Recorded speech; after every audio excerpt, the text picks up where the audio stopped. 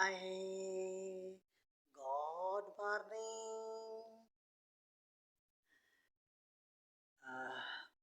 David Ariel researcher की बहुत सारी रिसर्चेस होती हैं और मैं उसको शेयर करता रहता हूँ। उसकी दो वजूहात होती हैं।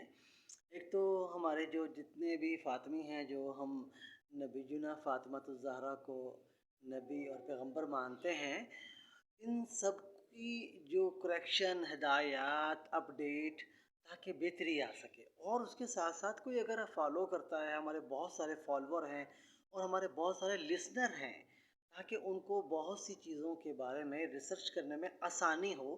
ज़ाहिर है कि different school of thought, different researches पे बात करते हैं, डिफरेंट करते हैं। हर किसी को रिसर्च करने का हक़ है, वो अपनी रिसर्च को शेयर करता है, और दूसरे को हक़ है कि वो उसकी रिसर्च के बारे में वो नज़र षानी कर सकता है, क्योंकि हर किसी ने अपने पर्सनल बिलीव को बेहतर करना होता है, अपडेट करना होता है।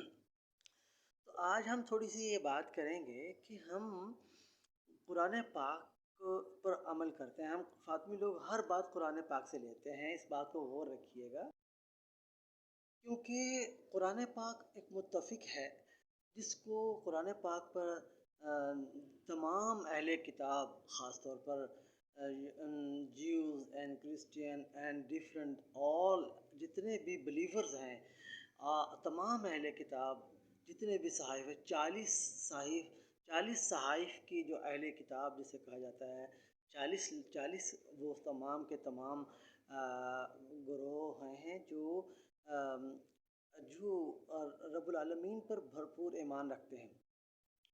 तो उसमें इस बात को बहुत ही बखूबी समझना है, बहुत ही गहराई से समझना है।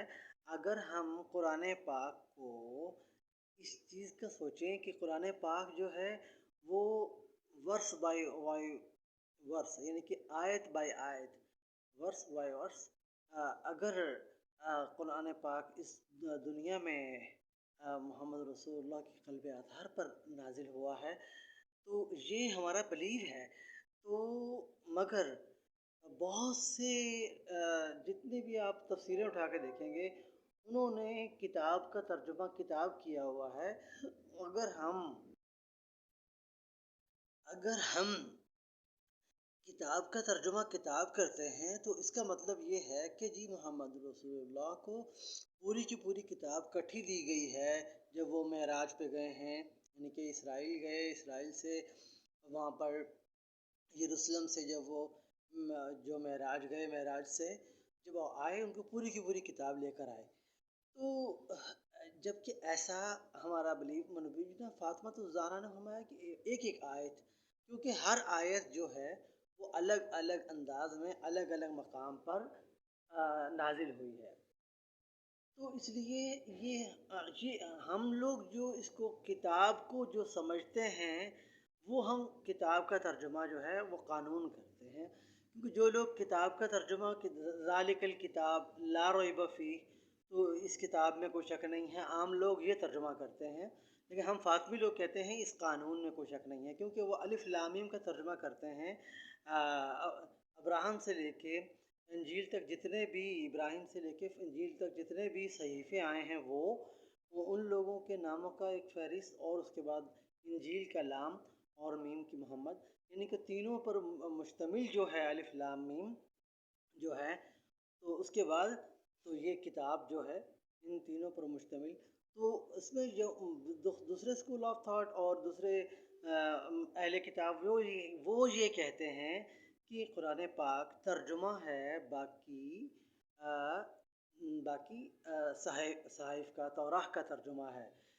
क्योंकि कुरान में आया इन्ना अंज़लना तौरात फ़ीहा हुदम व नूर, ये तौरा हिदायत भी है और नूर भी है। तो वो ये कहते हैं कि जी जो कुरान पाक है वो तर्जुमा है तौराह का। तो हमारा ये मानना है कि तर्जुमा होना एज़ इट इज़ होता है। हम ये कहते हैं कि कुरान पाक बाकी तमाम जितनी भी उलूम आए हैं, जितने भी सहाइफ़ आए हैं, उन सब का तर्जुमानी, यानी कि उन सब का मजमूआ है। तर्जुमा और चीज़ होती है, मजमूआ और चीज़ होती है, जिसमें रब्बुल आलमीन ने जो उलूम बताए होते हैं इंसानियत को बेहतर रहने के लिए, وہ قانون جو بتائے ہوتے ہیں انسانیت کو بہتر رہنے کے لیے، کیونکہ قانون تو سیم ہی چلے ہیں آفٹر ابراہم۔ تو اس میں یہ ہے کہ جسے ابراہیم علیہ السلام کہتے ہیں آپ عربی میں، تو ہم انگلش میں انہیں ابراہم کہتے ہیں، کہ because we are modern Muslim from global. تو اس چیز کو سمجھنے کی ضرورت ہے بہت زیادہ گہرائی سے۔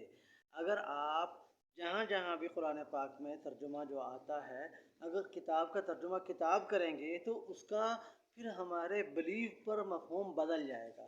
اگر قرآن پاک میں جہاں جہاں بھی کتاب آیا ہے وہاں پر اگر ہم اس کا ترجمہ قانون کریں گے تو ہمارا بلیف ٹھیک ہو جائے گا۔